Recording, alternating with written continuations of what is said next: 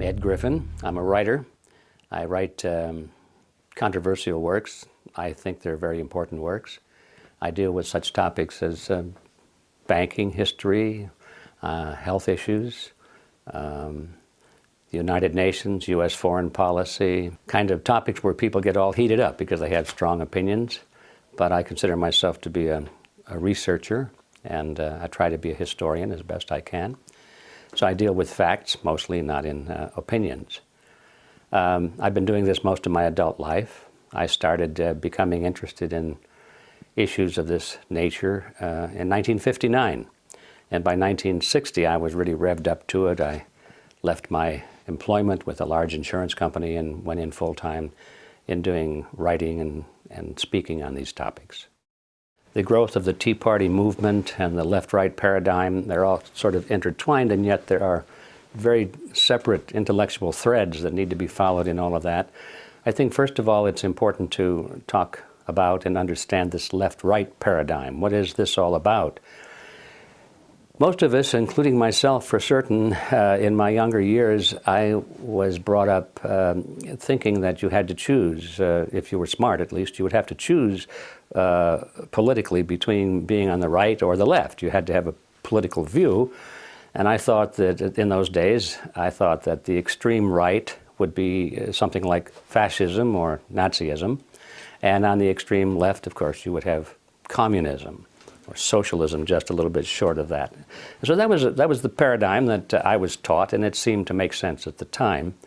But as I became more involved in these issues and learned more about them, I began to realize that the basic philosophy between the so-called extreme left people, on communists and socialists, and the so-called philosophy on the right of the fascists and the Nazis was really the same.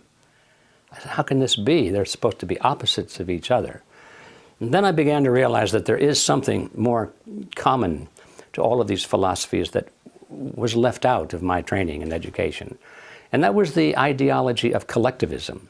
I began to realize that the thing that was common to them all is something called collectivism.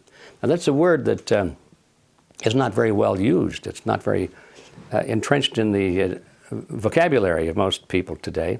But I found out that it was a very commonly used word about a century ago. People wrote a lot about collectivism, and the opposite of that would be individualism. Those are two words that are sort of abandoned today, but in my view, I think they need to be recaptured and understood and used more. And I realized that communism and fascism, the so-called opposites, are merely variants of collectivism.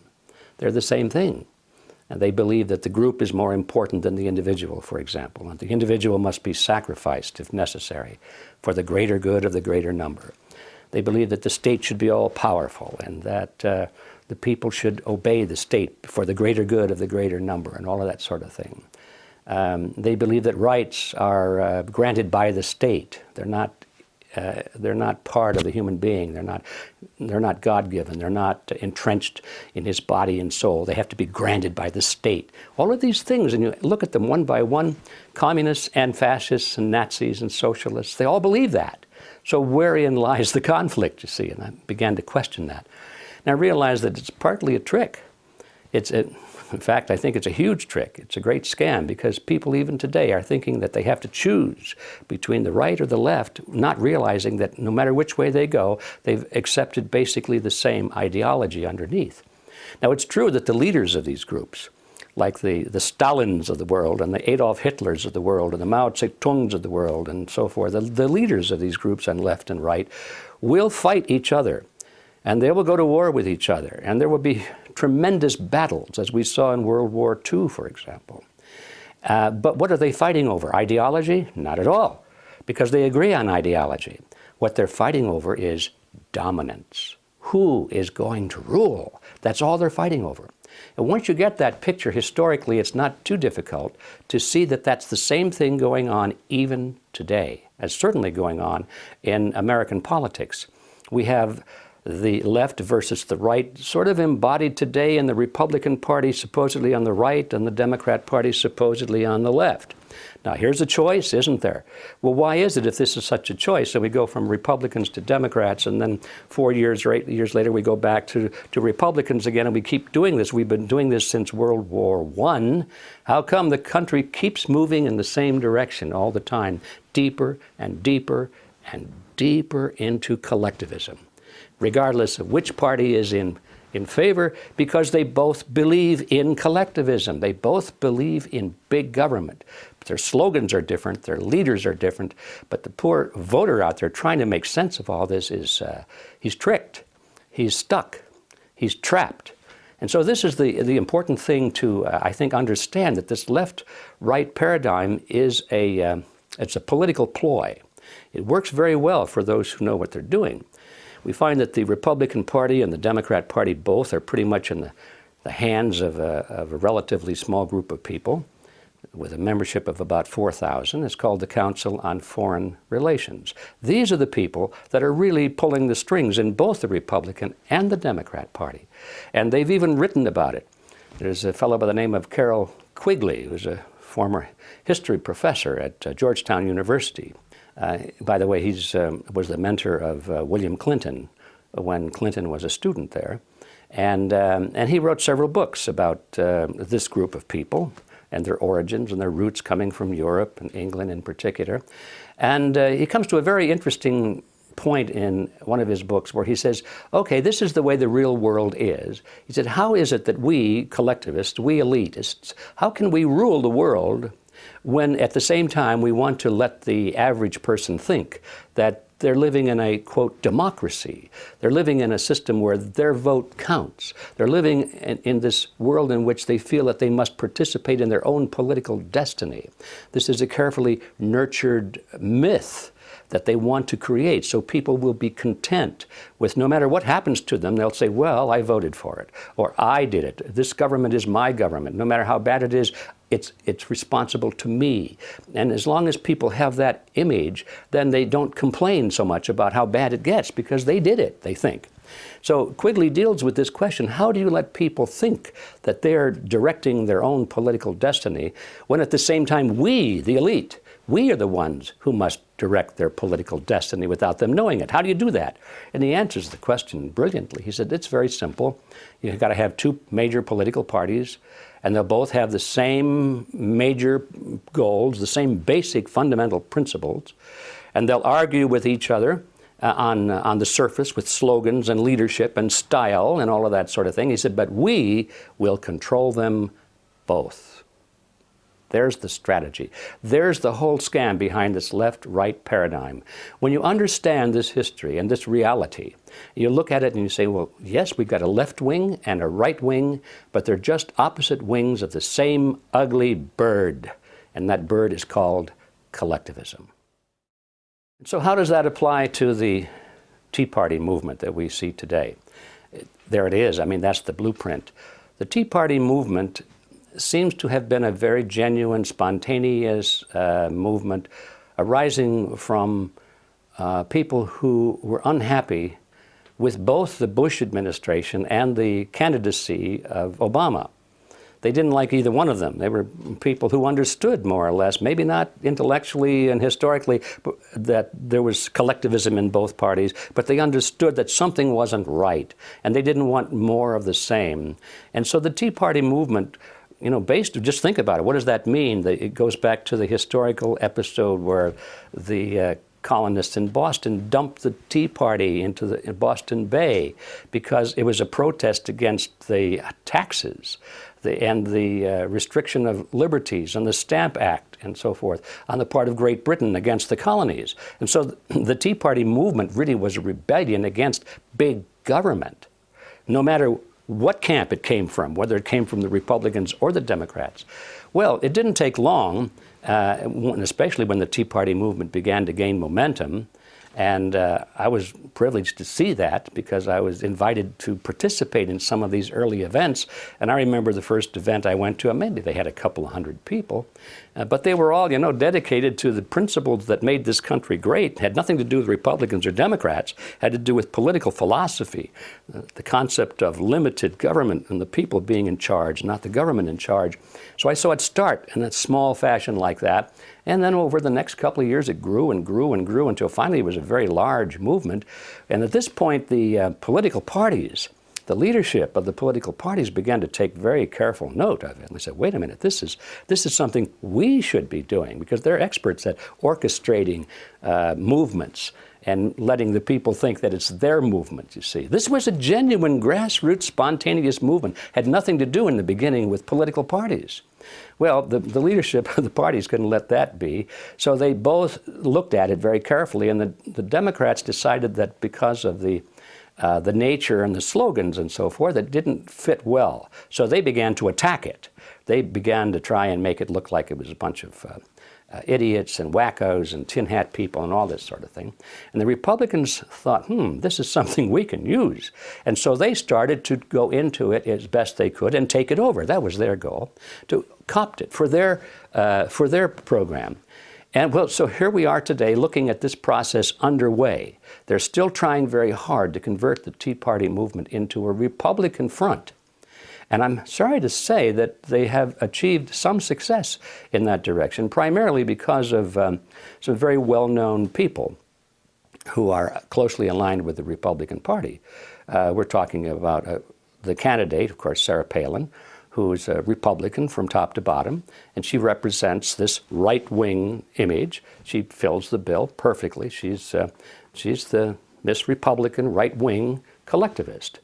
And she can speak with great fervor and great emotion and great meaning against the extremes of the Democrats, those bad left-wingers. And she does a good job of it, and everything she says is true.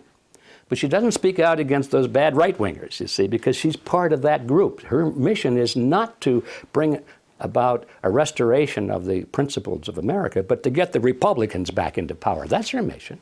And of course, we have people like Glenn Beck, who have the power of the Fox broadcasting system behind him. That's tremendous power. And he's always speaking against those bad left-wing Democrats with great conviction and great fervor and great truth.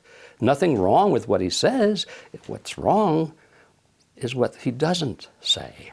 He'll never attack somebody from the Republican Party. We've got people like Rush Limbaugh, plays the same role. He's very good at exposing the Democrats. He's very good at pointing out the absurdity of the left-wing philosophy, but he'll never say anything bad about a right-winger or a Republican. So there you have it. Of course, on the Democrat side, you've got the same team. These are the cheerleaders and the players. They work together. And the average voter gets caught in the middle of this. He hasn't any idea what's going on. He just thinks that the debate is such that he has to choose. Who are you going to vote for? You're going to vote Republican or you're going to vote Democrat. And so as long as they're in that role, they're like a tennis ball in a tennis match. They get hit back and forth across the net. First they're on the right, bing, then they're back on the left, bing, back there on the right. They're Republican, they're Democrat. And the game goes on and on and on. And although it's possible for the players of that game to win, the tennis ball never wins that game. So I think it's time for people to stop being tennis balls in this game and just get out of the game completely. There are certain issues that people on the left and the right in American politics will never discuss. And the reason they won't discuss them is because they agree mutually. The Democrats and the Republicans agree on something, so they don't want to talk about it in public debate because it reveals the fact that they're basically the same. They only talk about things on which they disagree. Turns out that the things on which they agree are the most important things. The things in which they disagree are relatively minor. So the things in which they agree are, for example, our foreign policy. They both agree that the desired goal eventually is to move the United States into world government. Not just any world government, but a world government based on the model of collectivism. In other words, big, powerful, centralized world government. If it were a world government based on the principles of freedom and freedom of choice, freedom of culture, low intervention, if no intervention in the lives of normal human beings, it might be a wonderful thing, but that's not the kind of world government the left and the right have in mind. They're talking about total world government with all major decisions being made at the top and people at the bottom being essentially living in a feudalist society, just serfs and peasants, basically, in a high-tech feudalism. And the left and the right both agree with that goal, and so they never discuss it in public debate. Another thing in which they agree is the dominance of the banking system in our economy and, to a large extent, in our politics. They both agree that the banks are supreme, that the banks must be protected, that the banks must be funded, they must be bailed out, they must not be allowed to fail.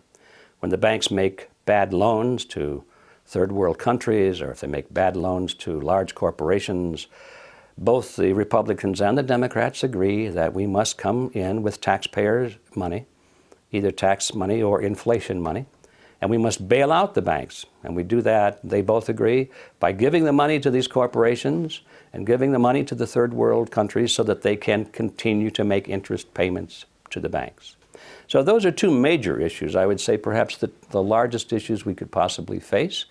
And so we find that Republicans and Democrats are in agreement on that.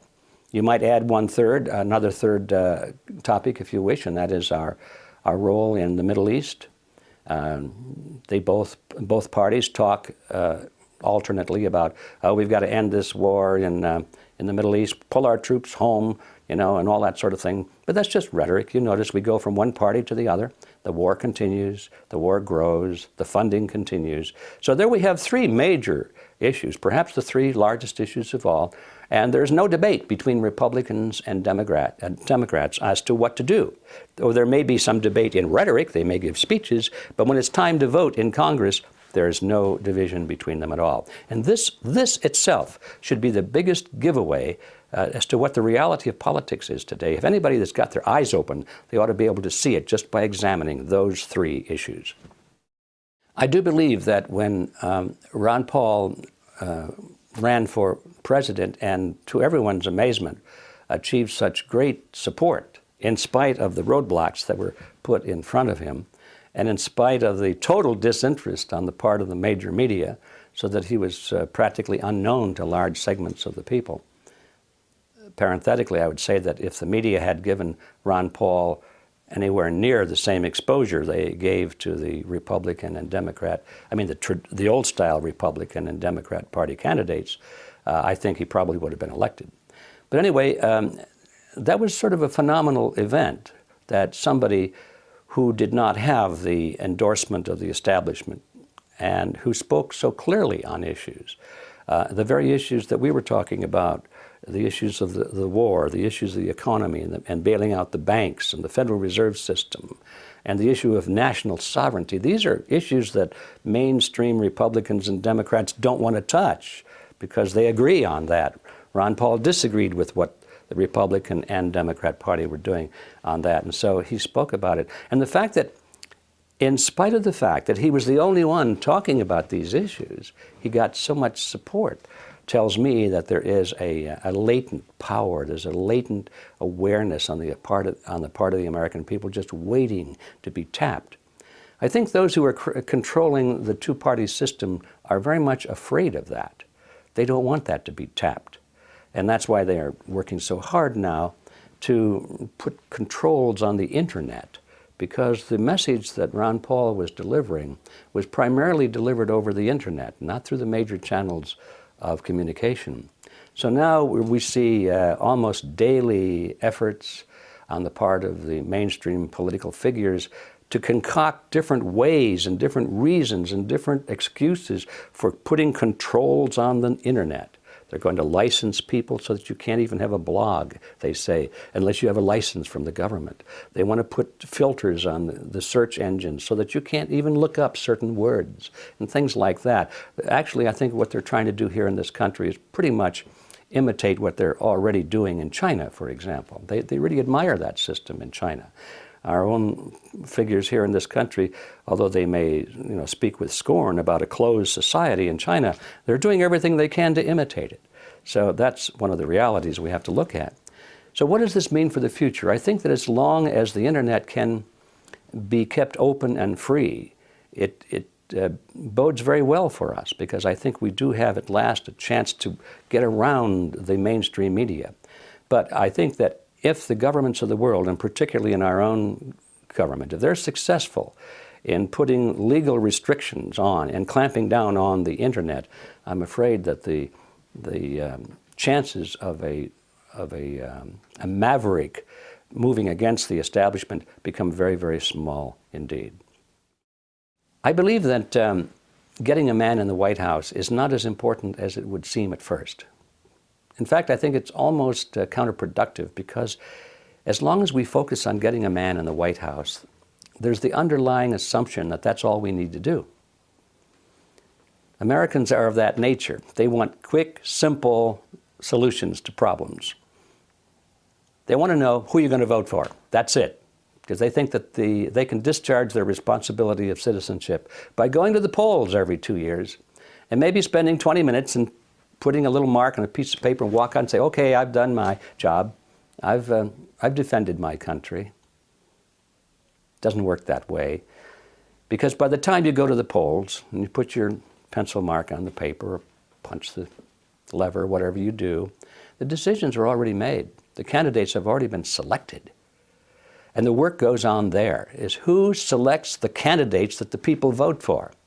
Who frames the issues that the people vote for? Voting is nothing. It's all done before that stage. So as long as people think in terms of who we're going to vote for, what man are we going to get into the White House, they're looking in the wrong direction. They don't realize the scope of the problem.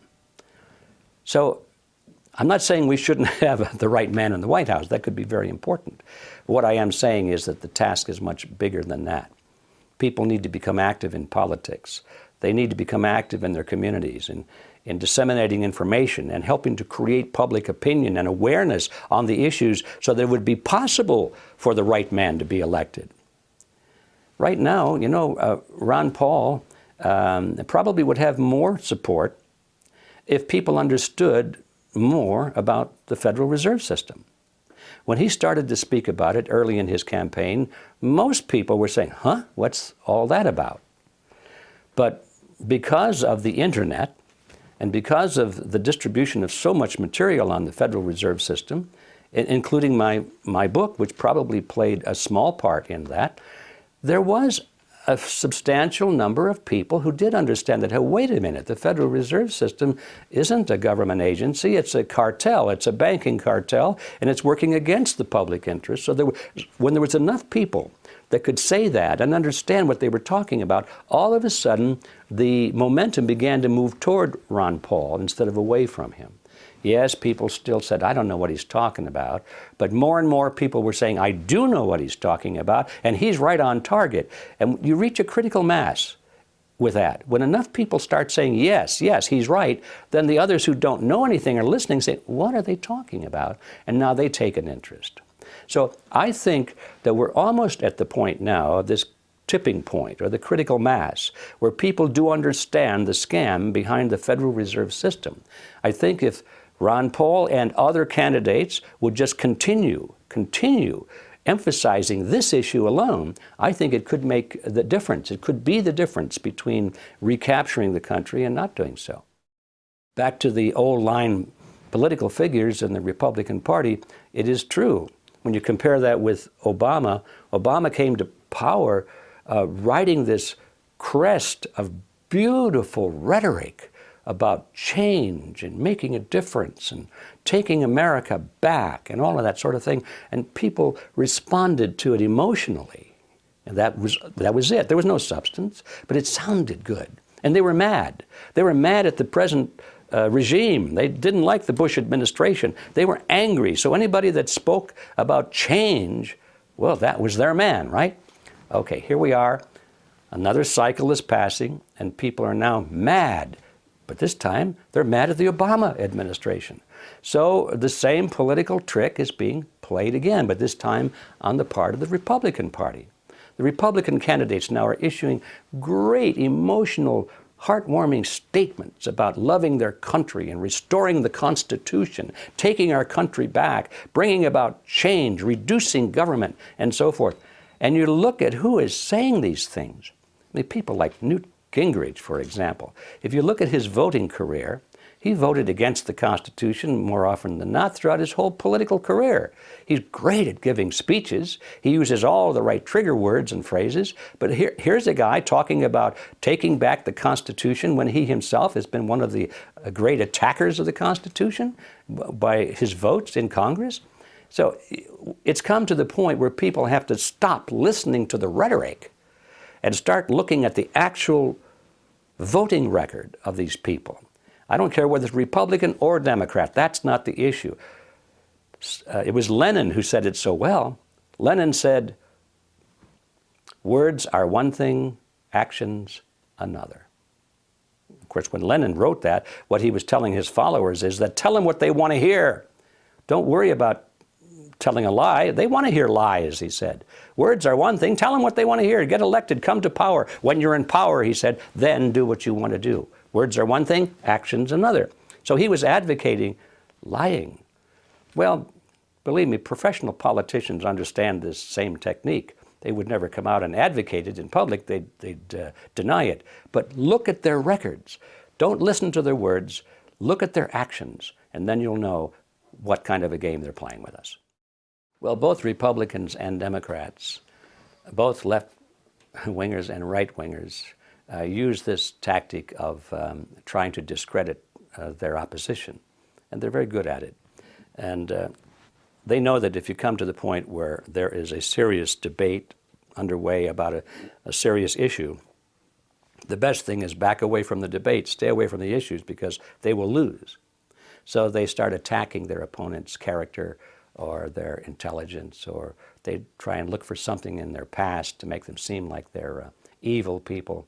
And it's called demonizing. You demonize the opposition. This is an old tactic that's been going on for a long, long time.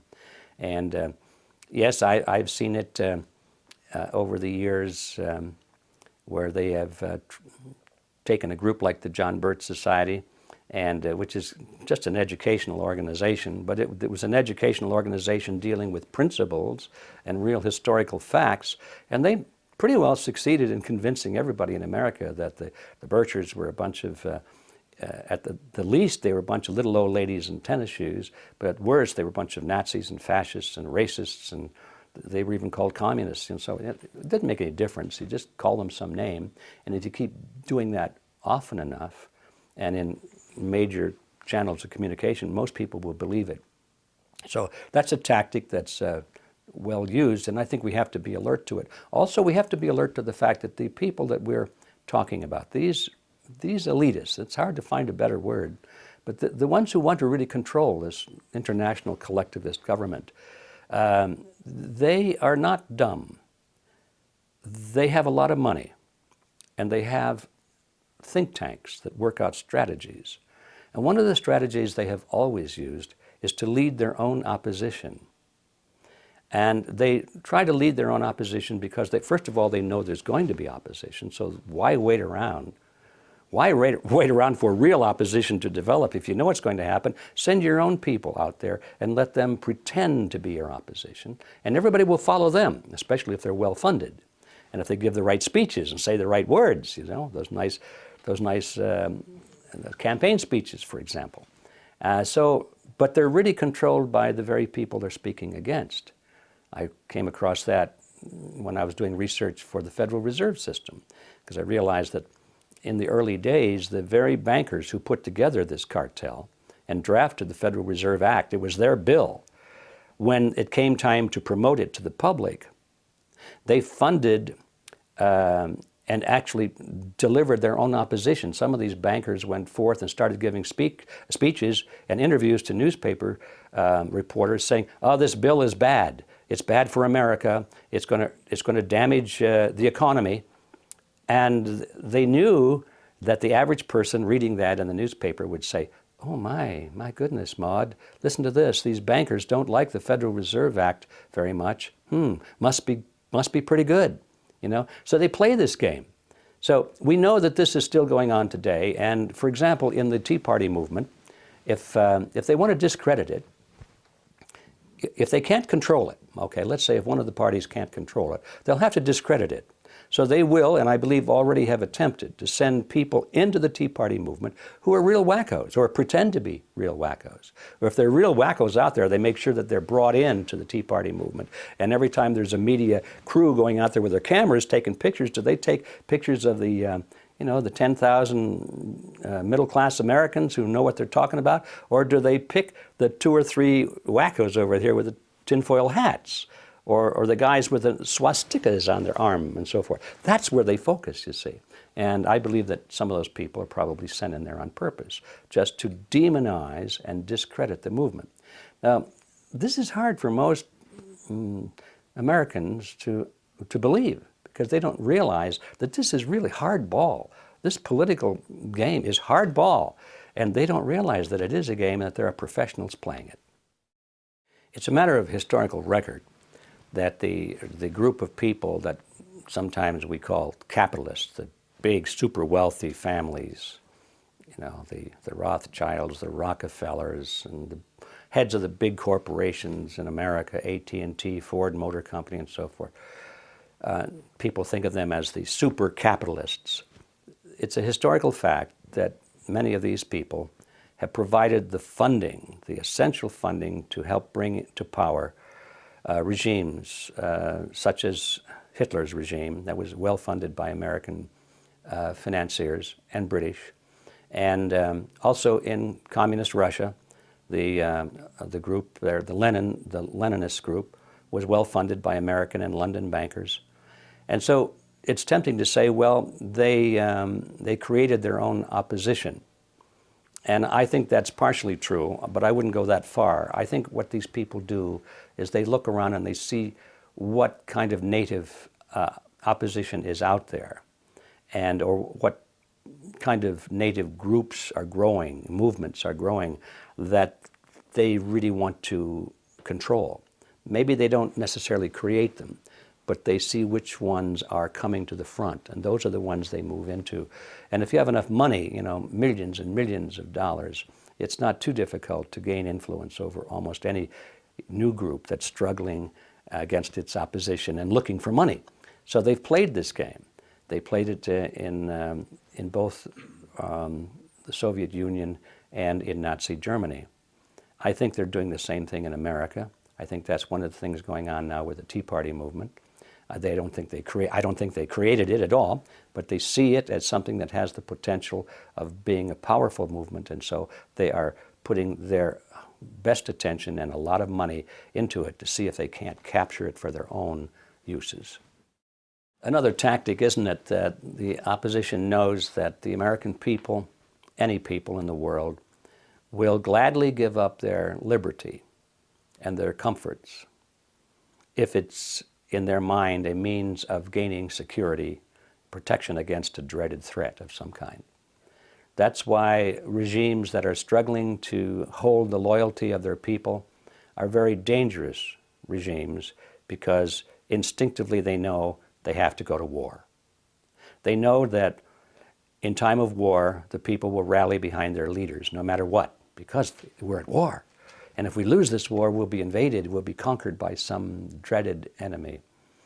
And so throughout history, governments that are weak or losing influence over their own people traditionally start wars, or they manufacture false flag operations against themselves. They create their own enemies. They want to be victims so that they can rally their citizens behind them, and anybody who wants to continue criticizing these leaders is then branded as being unpatriotic, or possibly even branded as a traitor. So it's an old ploy. It's been done throughout history. Machiavelli wrote about it. It's everywhere you look in history, you see this ploy being used. And is it being used today in America? Absolutely it is, I'm sorry to say. It's interesting to me how organizations as innocuous sounding as a tax-exempt foundation can have such tremendous clout in determining the nation's politics and its foreign policy and its economic policy. Turns out that organizations, these big ones like the Rockefeller Funds and the Ford Foundation and these big tax-exempt megaliths, the general impression of them is that they do good works. I mean, they're supposedly doing charity of some kind or educational projects. But boy, what a difference there is between that image and the reality when you look at some of them. They spend a great deal, if not most of their money, promoting certain projects, which, although they can be described as philanthropic, are really very, very political in nature. The Ford Foundation in particular comes to mind because although they spend millions and hundreds of millions of dollars supposedly to improve the social condition and the economic condition of minority groups, when you see where the money goes, it goes almost always to very radical minority groups. They're not even minority groups anymore. They're radical political change groups, the ones that are trying to bring about very destructive movements inside the United States. All of the radical Latino movements, and I'm not just talking about Latino, I'm talking about radical movements like overthrow the United States, that kind of a movement, like cut off Texas and return it to Mexico. That's the kind of movement I'm talking about. And they're all funded by the Ford Foundation, all tax-exempt money. And this has been going on for decades. And you come eventually to the conclusion that the directors of the Ford Foundation know exactly what they're doing. They're not making a mistake and continuing to make the same mistake for decades. They know exactly what they're doing.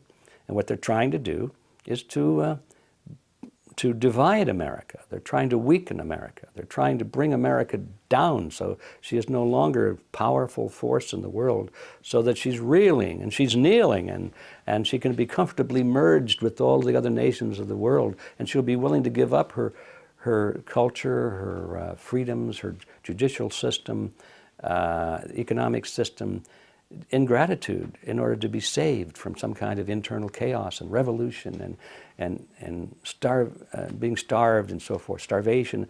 And in other words, these people are deliberately trying to weaken America.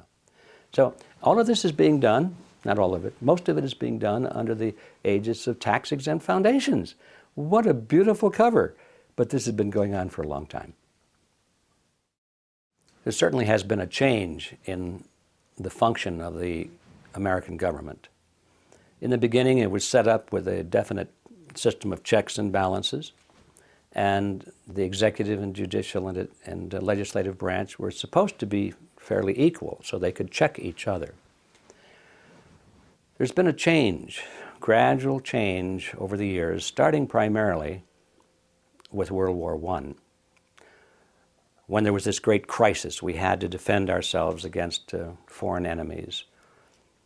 And ever since then, one crisis after another has added to the impetus for us to change our form of government, supposedly to make us more secure. So we've given up that checks and balances concept. Gradually, it's been reinforced by Supreme Court decisions, it's been reinforced by new legislation, and it's been reinforced by the media, and primarily reinforced by the apathy of the American people, if not their total ignorance of the way it should be, because they don't teach this in school anymore. So it's happened. No matter how it's happened or who's responsible, it has happened, so that now we do not have checks and balances between three forms or three branches of government. A realistic appraisal is that we have a dictatorship. It's a democratic dictatorship. And most of the power resides in the hands of the President of the United States. Originally, the President was supposed to be like the President of any corporation. He took orders from the Board of Directors. And he didn't determine policy, major policy at least, maybe minor policy, but the major decisions were made by the Board of Directors. And his job was merely to implement those policies. That's the way it used to be in America. The president was a relatively unimportant person. He was selected by the states, and he was to implement policies of the Congress. Today, that's not the case. Today, the president is basically the same as a king. We don't call him a king. We don't say Your Highness. We say Mr. President. But he has almost unlimited powers, the same as any great ruler of history. And Congress, although we still think of it as being an important body, pretty much steps back and lets the president do whatever he wants to do. Congress theoretically has the power of the purse because they can vote the money to fund the projects of the president. But even that has been circumvented because now the president has worked, and not just the current president, but this whole process has worked out ways and means by which, in partnership with the Federal Reserve System, they can create funding without Congress. So now the president has special funds for this and special funds for that and secret funds for this. The president can, with a stroke of a pen, just create all kinds of money without Congress even having any say-so in it at all. So we come to the sad conclusion that the United States is no longer the country it was. And the question is, what are we going to do about it? The old methods of writing a letter to your congressman don't work anymore. It's time for fundamental change. And that's not going to happen, though, until more and more Americans, first of all, wake up to the reality of their present plight. That we're still living in a dream world, still reading in our history books, looking at pictures of George Washington and his white socks and so forth, and the signing of the Declaration, and we think it's still that way. It's not that way, folks. And so people live in this dream world. The first step is to realize what we're really living under, what kind of a system we're really living under, and then to go back and figure out what kind of a system do we want to restore.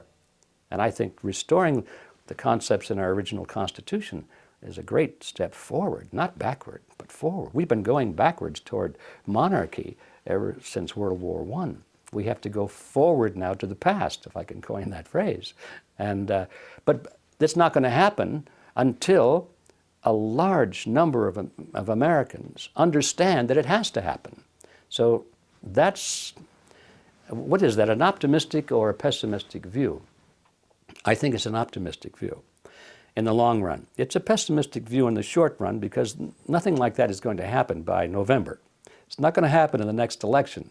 Americans are always focused on, well, how can we make this happen quickly so I can go back to my golf game? I don't want to spend a lot of time on this. If I'll become active maybe for a few months and I'll vote for a candidate or something, but don't drag this thing out, please, because I'm too busy.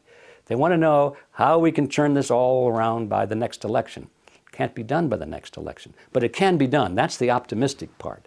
I think if we have a realistic view of the political process, and we know that it takes sometimes a generation or two for really important changes to happen.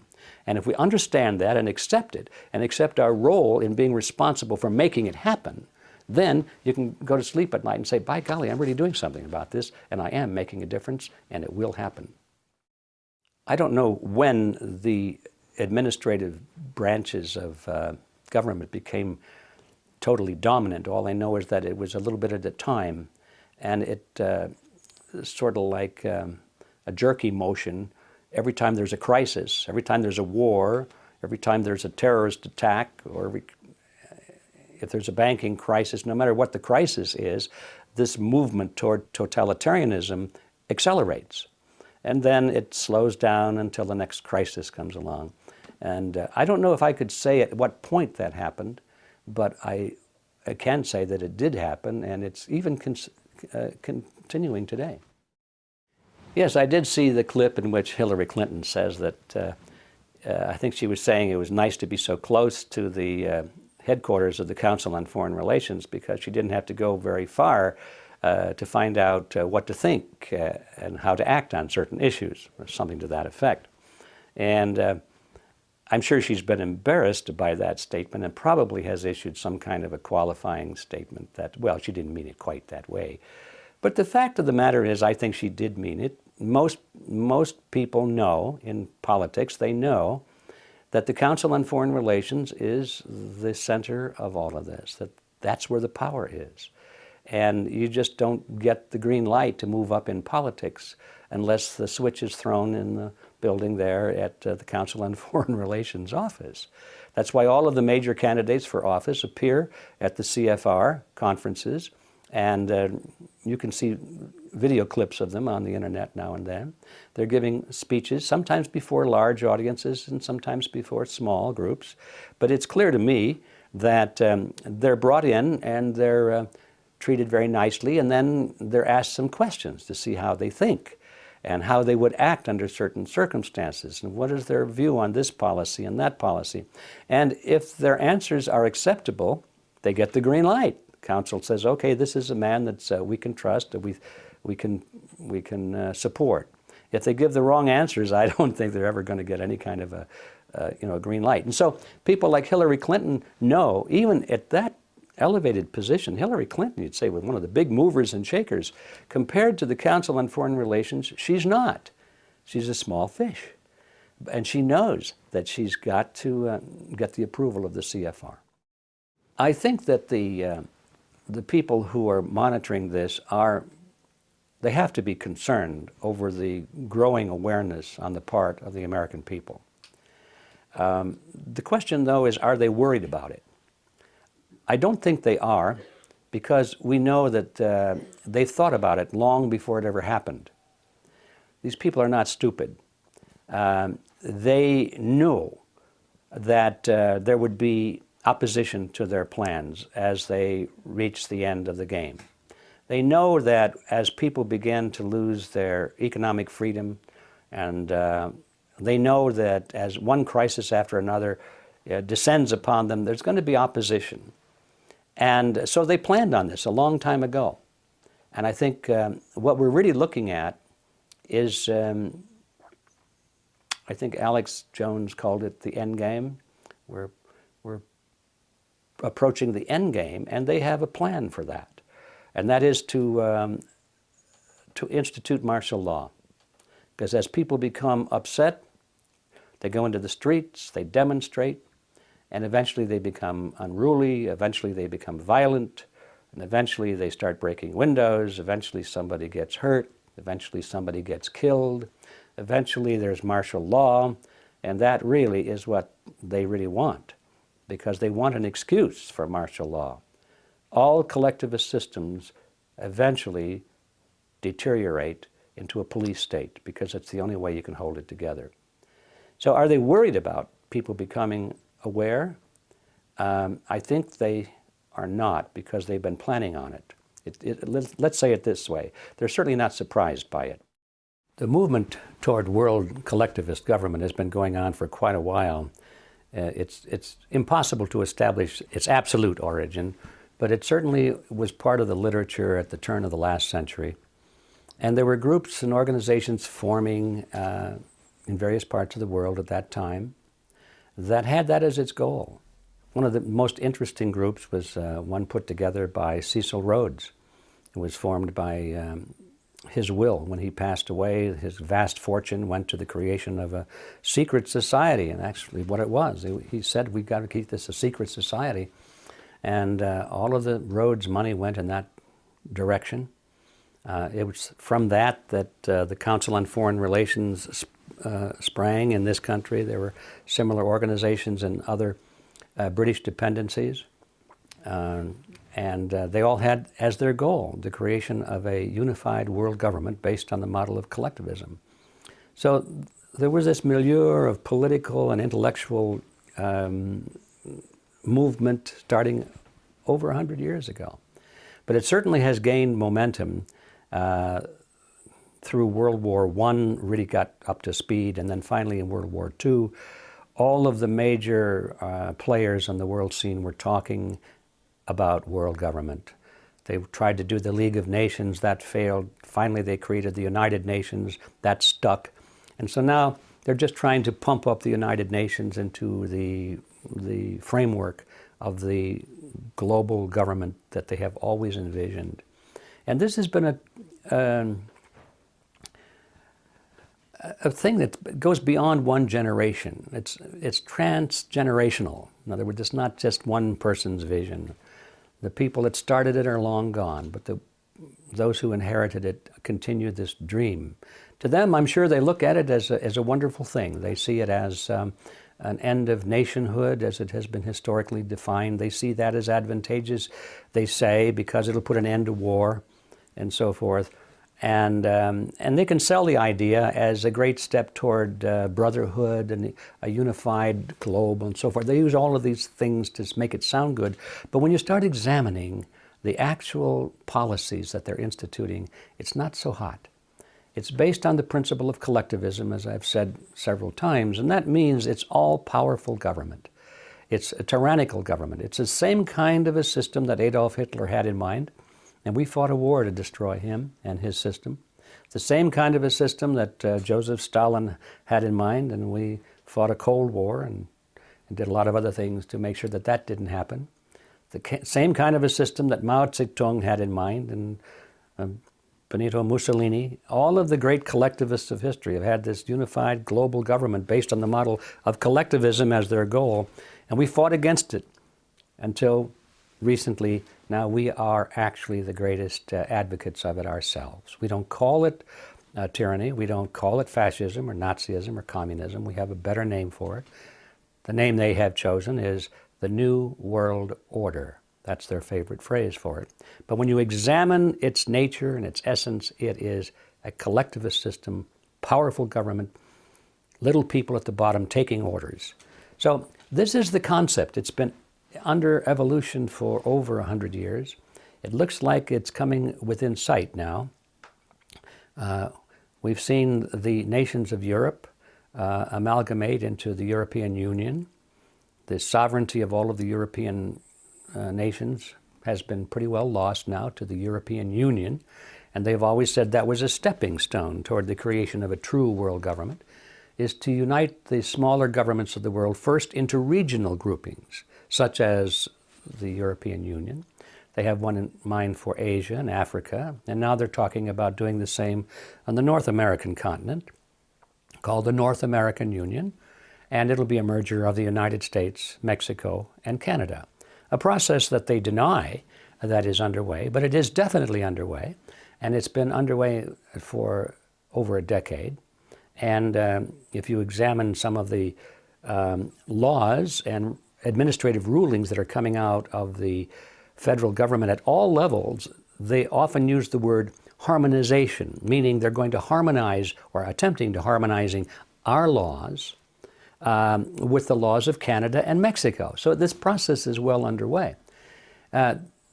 We have seen the euro, a replacement of national currencies in Europe, a single regional currency. Now they're talking about the same thing here in the United States. To get rid of the US dollar, get rid of the Mexican peso and the Canadian dollar, and create a new currency for the three. They'll probably call it the Amero. That's the name they seem to be favoring at the moment. Step by step, this structure of world government based on the model of collectivism is being erected. Every day you can look in your newspaper and see evidence of another brick that's been put in place, another timber has been put in place. It's going on and on. So is this a good process or a bad process? Is it an inevitable process? Well, first of all, I don't think it's inevitable because it has to be done by people, and people have to want to do it or not want to do it. It's well advanced because the people that are in charge, the people we elect, the people who are running our own government, the people who are running the governments of these other nations, at the top, these people are all for it. So that's why it's happening. At the voter level, I don't think most people even know that it's happening. And if they did know, they'd probably say, I don't think this is a good idea. So the trick has always been how to make this happen without getting the American people or the people in Britain or France or Germany or Mexico or Canada too much alarmed about it before it's too late. That has always been the strategy that they have followed. So that means they have to deny that it's happening. It means they have to do it behind closed doors. That means they don't bring it up for a vote in Congress. They do it administratively rather than legislatively. And all of those strategies and tactics are being used. Is it a good thing or a bad thing? In my view, it's a very bad thing because I think collectivism is the graveyard of civilization. It's certainly the graveyard of freedom. If you just think about it, no collectivist system in the world has ever been the kind of a place where freedom was prosperous. People always wound up in the gulag or some kind of a concentration camp if they disagreed with their leaders. All of these factors, I think, need to be understood in order for us to come up with an intelligent plan of what to do about it. Because all of this is, academic unless we come up with a plan of what to do about it. And the first step in knowing what to do about it is knowing what not to do about it. And by that I mean what not to do about it is to fall for this left-right paradigm where both the right wing and the left wing are both pursuing this objective but fighting each other. And if we get caught up in that trap, we'll spend all of our time fighting the leftists or fighting the rightists, and it doesn't make any difference because no matter which side you're on in that battle, you still are promoting this globalist government strategy. So the first thing to know is don't get trapped in this left-right paradigm. The next thing is to know what you want. It's not enough to know what you don't want. Of course, we don't want tyranny, of course, but what do we want? Well, the average person would say, I just want to be free. Then you'd ask that person, well, what is freedom? Well, that's a good question, isn't it? What is freedom? A lot of people think that freedom is merely not being in jail. That's their definition. If you're not in jail, you're free. It doesn't make any difference if you're not free to live where you want to live, or hire who you want to hire, or travel where you want to go, or spend your money the way you want to spend it, or write what you want to write, or go on the internet and say what you want to say. They don't think that's important as long as you're not in jail. They call that freedom. I don't think that kind of a definition of freedom is worth fighting for. So we have to know what we want. What is freedom? That's the reason that we created Freedom Force International, because our movement there is attempting to define that. We have defined it. We have the Creed of Freedom, which is, in our view, a very positive statement of what freedom is. And we have the commandments of freedom, the things that thou shalt not do, for example. Very simple things, but all of the great movements of history have always started with simple concepts. The freedom movement in America and in the world right now is in very serious need of some simple concepts, some simple principles, some ideas that you can believe in. You know, the old saying is, if you don't believe in something, you will fall for anything. It's very true. And so the first step toward reversing this drift toward global, collectivist, tyrannical government is to know what we believe in. What is freedom? And be able to define it, to be able to defend it, to be able to argue against the collectivists and say this system is better than that for this reason, and this reason. And then finally, the ultimate question is, well, who's going to do this? It's easy to become despondent, discouraged, and say, well, nobody cares. My neighbor is out cutting his grass. He's a good guy. We talk about baseball. We talk about the weather. We can talk about the latest movies. But he doesn't want to talk about politics. He doesn't care about the economy. He just doesn't want to become informed. And he certainly doesn't want to take any personal responsibility for monitoring and changing the system. So how are you going to fight this great drift toward global government with all of these powerful people at the top and nobody on the street cares? And the answer is that all movements of history have always been determined by less than 3% of the population. You don't need everybody out there. In fact, it'll never happen. It'll never happen. Never happened before in history, and it won't happen now, and certainly won't happen in the future. 3% or less of the population are always the movers and the shakers. If you can reach 3% of the people who really care and who really have the mindset and who are willing to make the sacrifices and the dedication to this task, it can be done. And the guy next door will continue to push his lawnmower, and he'll go whichever way the system goes. It's always been that way. So we don't need to be discouraged by the fact that not everybody is taking an interest. Our job is to find that 1, 2, or 3% of the people who do care, get the message to them, join forces with them, and then we have to come to power. Coming to power means we have to get into politics, we have to get back into the media centers, we have to communicate this information to everybody we can, we have to let our voices be heard in the great in the great power centers of society, the political parties, the labor unions, the church organizations, the media centers, and so forth. This is where we, the 3% or less, must go to work. This is where we're going to find the battle. This is where we're going to engage the enemy, and this is where we're going to recapture all the respective countries of the world. There is this false competition between the left and the right perspective. We've got the masked raider with the black mask there in the wrestling ring, and then the guy comes in with the blue cape, and they go into this great phony wrestling match, and it's a great show. It's a great show, and they got cheerleaders, the commentators, on the left and the right, and the public enjoys the game. They like watching the match. It's exciting, isn't it? I mean, they throw each other out of the ring, they beat each other up. He's up, he's down, no, he's winning, no, he's losing. Well, he lost this match, but he'll be back next week. Stay tuned, folks, for the next match. A grudge match is coming back, and so forth. This is American politics that we're talking about.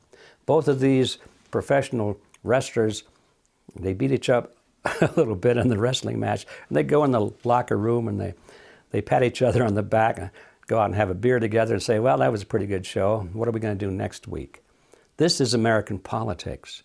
And we have our cheerleaders, the news commentators and the talk show hosts on the left and on the right, and they frame the debate.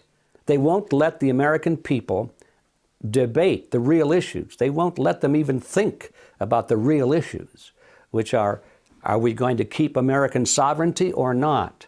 Are we going to let the Federal Reserve System, which is a banking cartel, continue to run our government or not? They won't let us talk about those things. So that's the problem. As long as we depend on the phony wrestlers and depend upon their well-paid cheerleaders in the media to keep us focused on secondary issues, we're never going to get out of this mess. So the first thing is to recognize the problem, see who the opposition is, and then walk away from them. Well, I think the kind of a show that Glenn Beck puts on is first of all, it's very entertaining, and he does a good job of it. I have a little trouble with his television persona. I don't really go for it very much, but a lot of people do because he seems to be so sincere and so emotional and so patriotic, and he loves his country and so forth. And that sells pretty well. Am I questioning his sincerity? Yes, I am, because I know it's a show. And I know that if he were really as concerned and patriotic as he presents himself to be, he would be exposing criminal activity on the right as well as on the left. Then I would know he was sincere. But because he is so well-defined right down the middle, he attacks only those on the left and lets everybody on the right get off scot-free. I know that this is a phony wrestling match. We have to realize that the Fox News network is part of the Rupert Murdoch empire. And like so many of the other great media centers, like ABC, CBS, NBC, they're all in the hands of members of the Council on Foreign Relations. Murdoch himself is a member of the Council on Foreign Relations. So what does that tell you? It tells you that there is an agenda. These people have an agenda, and they boast of it. It's not hard to find out what it is. The agenda is world government. The agenda is world government based on the model of collectivism. So we know that Murdoch would not allow a consistent program or movement within his network channel to exist unless it furthered, at least in his mind in some way, it furthered that agenda. So we know that this is a rigged game to start. So how does that fit? So we've got the Fox network over here, which represents the right wing of this right-left paradigm. And we've got other groups over on the other side, which I won't mention them because there's so many of them, but they represent the left wing of this paradigm. It depends on who you're listening to and which channel you're looking at. You get this cheerleader effect. These are the good guys on the right, and everybody on the left is bad, or the other way around, everybody on the left is good and everybody on the right is bad. And this is no accident. The Fox network fits the role of being the cheerleader for anything on the right, which means, currently at least, the Republican Party. And they do a great job of that. And when Glenn Beck draws the chart showing the lineage and the connection to the Communist Party and all of that, I have no doubt that that's true. But why doesn't he do the same thing for the Bush family, for example, showing its connection to the Nazis in Germany and the banking connection where they funded the rise of Adolf Hitler?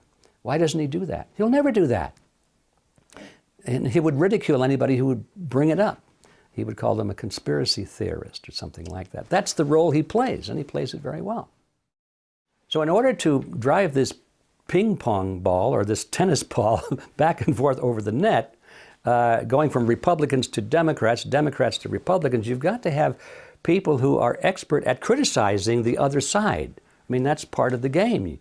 You can't have an open and objective analysis on the news. Otherwise, people would say, I guess both parties are lousy. You can't have that, because that's not how the game is played. So you've got to have people assigned to expose and oppose the left, and other people over on the left that oppose and expose people on the right. And so it's necessary always to have people who can voice serious opposition and criticism of the other side.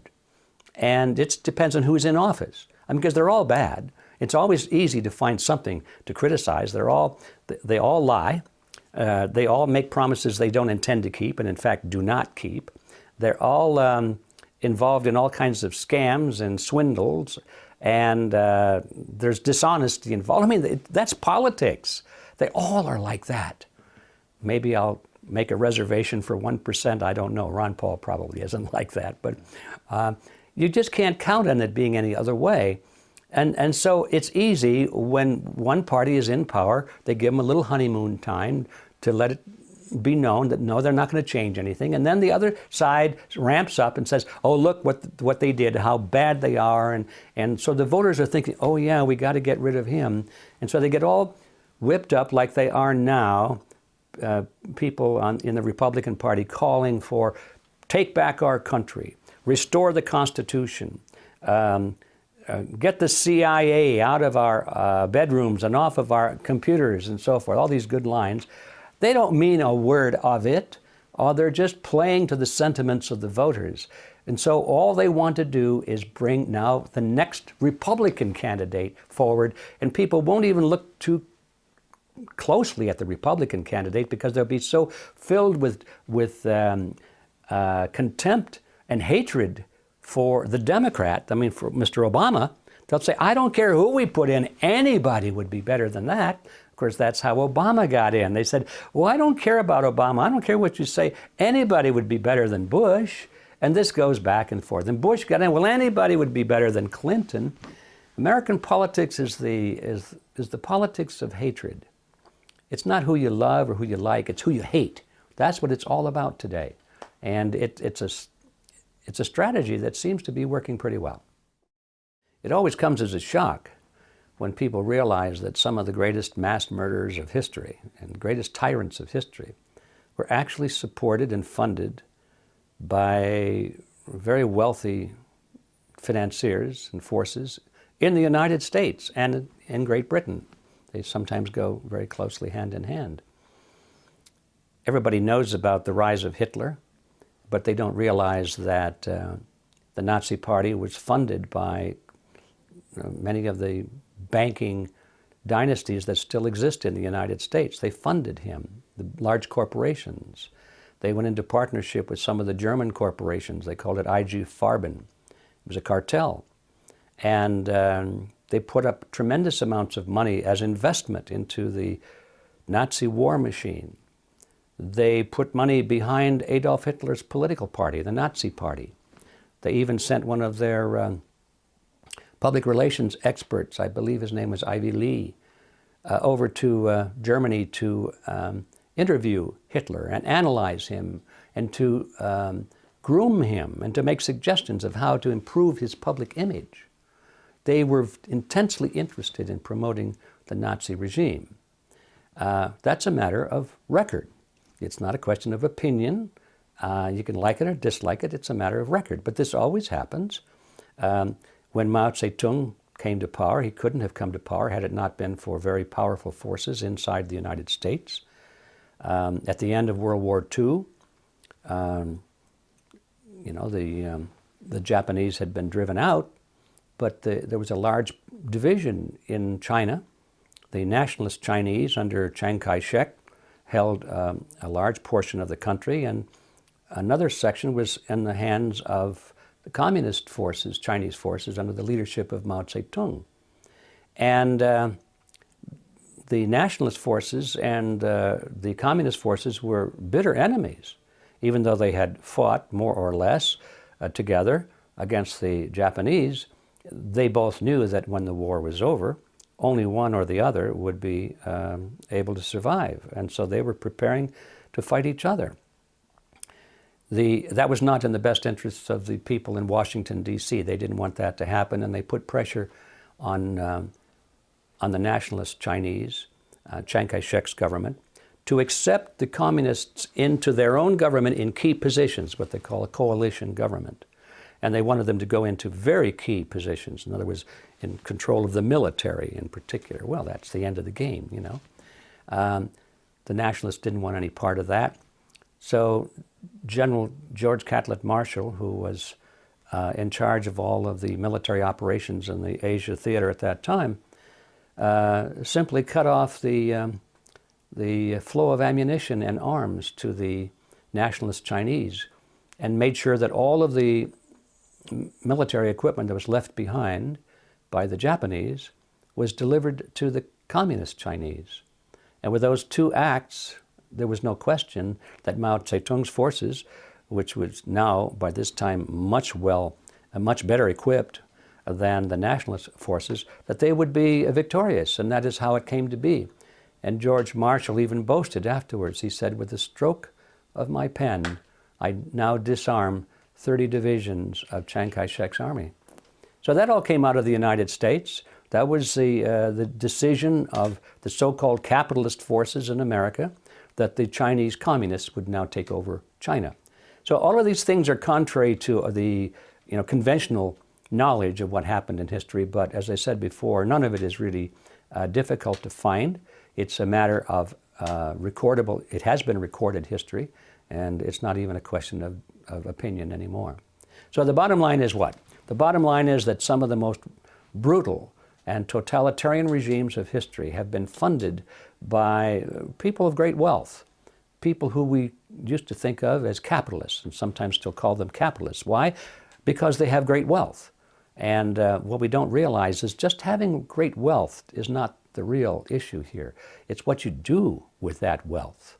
And how did you acquire that wealth? A free enterprise capitalist would be one who acquires his wealth through competition and free enterprise and producing products and services at a better quality and a lower cost. A monopoly capitalist would be one who acquires his wealth by purchasing the loyalty of politicians and the passing of certain laws to throw the weight of government in his favor and to put obstacles in the way of his competition. So there are two kinds of capitalists, if you're going to use that word, and we have to be very clear. The capitalists we're talking about that have supported the totalitarian regimes are not free enterprise capitalists, they're monopoly capitalists, and they believe in the concept of collectivism. The issue of bank bailouts is a very simple one. You can make it complicated, but at its core, it's a very simple issue.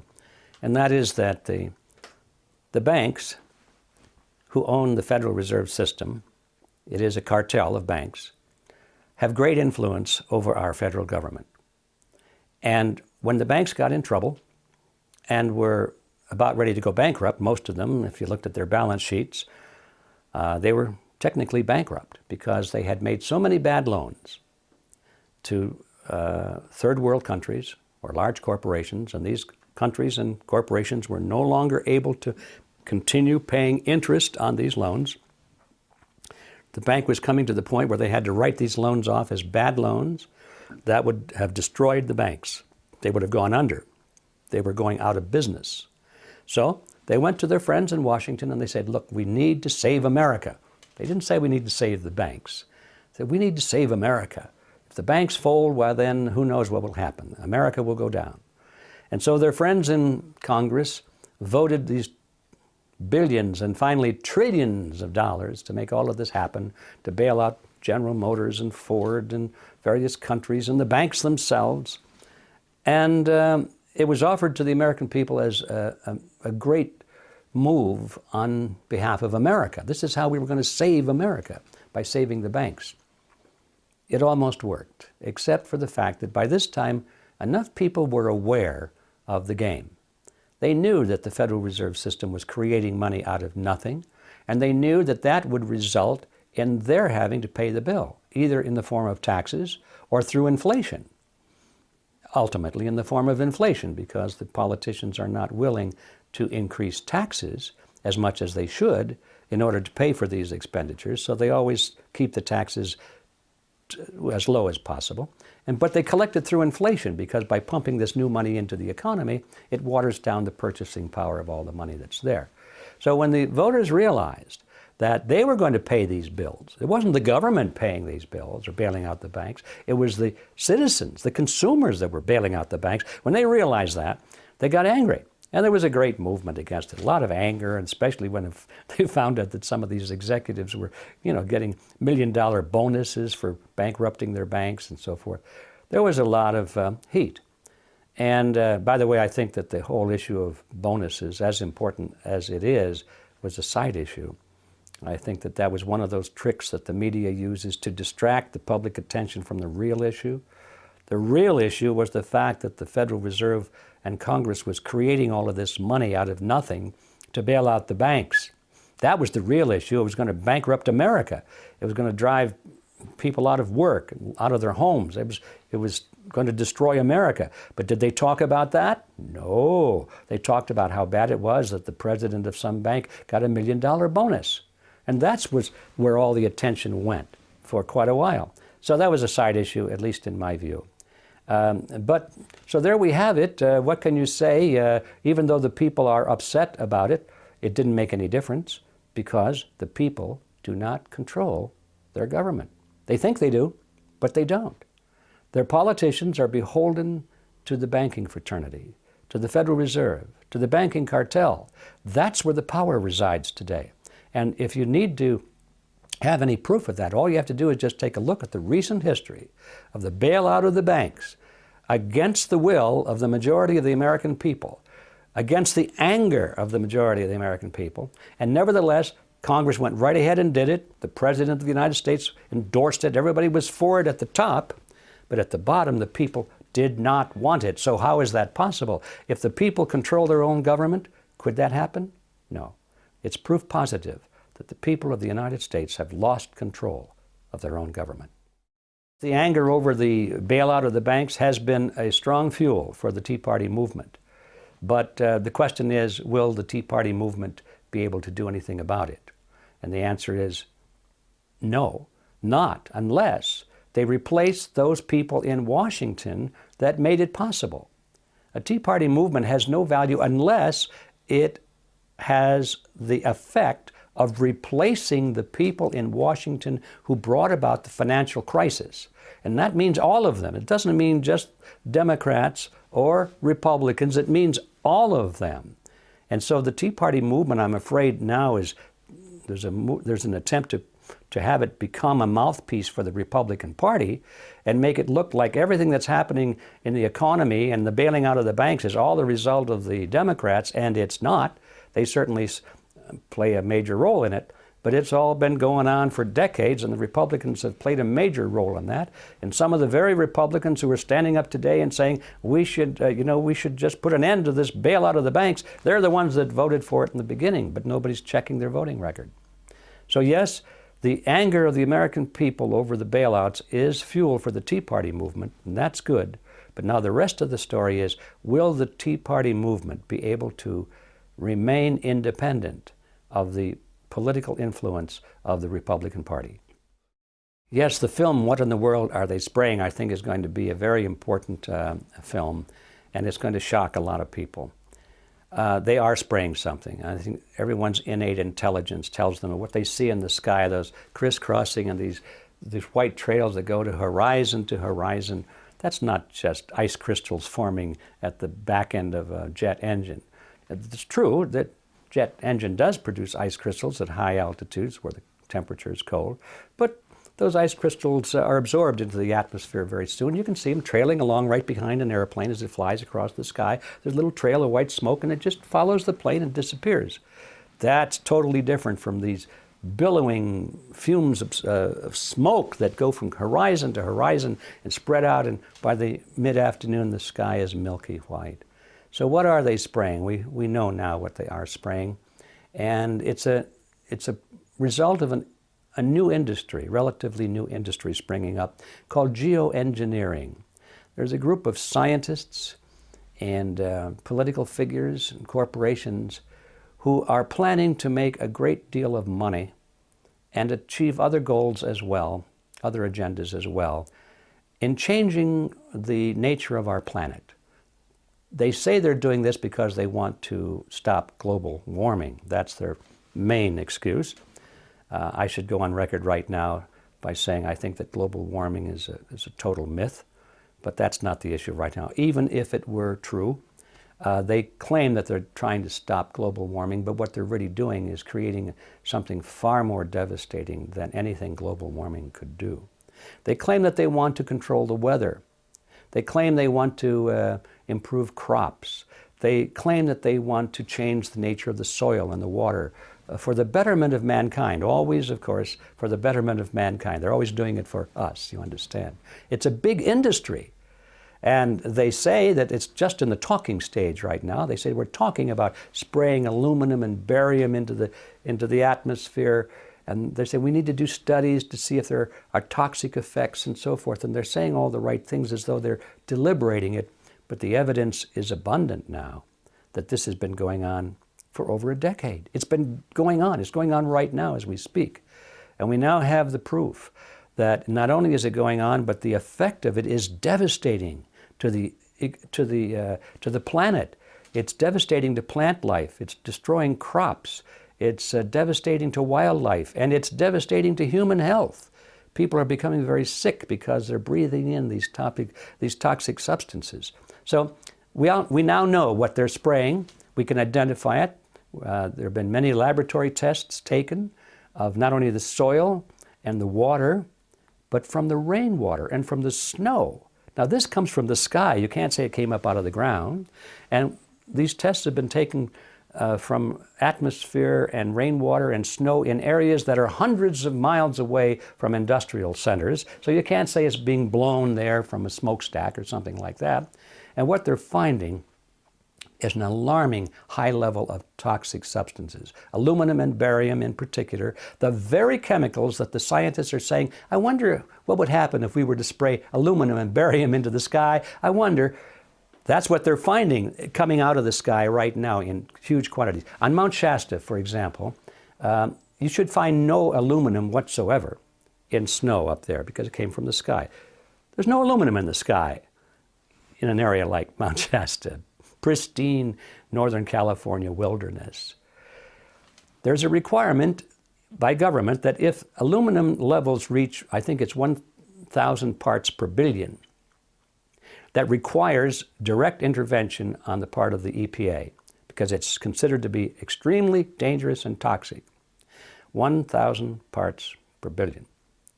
Now there should be no parts per billion in that snow, but when they tested, they found 60,000 parts per billion. 60,000 parts per million. So in other words, it's 60 times higher than the highest allowable on the snow on Mount Shasta. Extremely toxic. Hikers are drinking that stuff. They're going to kill themselves or they lose their minds or something like that. And we find this all over, not just in Mount Shasta. We found high levels in beautiful islands of Hawaii where they've been spraying a lot. And you take the samples out of the rainwater. This stuff is coming from the sky. And it's exactly the same stuff that scientists are talking about. What would happen if we put it into the sky? The evidence is abundant that this process is going on right now. And to make matters worse, they're spraying us with toxic stuff, but to make matters even worse, they're lying to us about it. And that's the message in our film, What in the World Are They Spraying?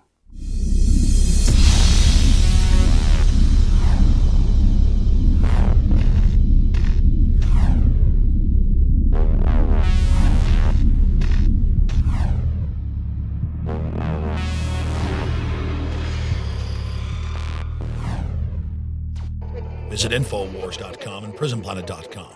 When you're on the sites, you can also tune in 24 hours a day to my daily radio broadcast. There's also a free iPhone app to listen to the syndicated radio show when and where you want.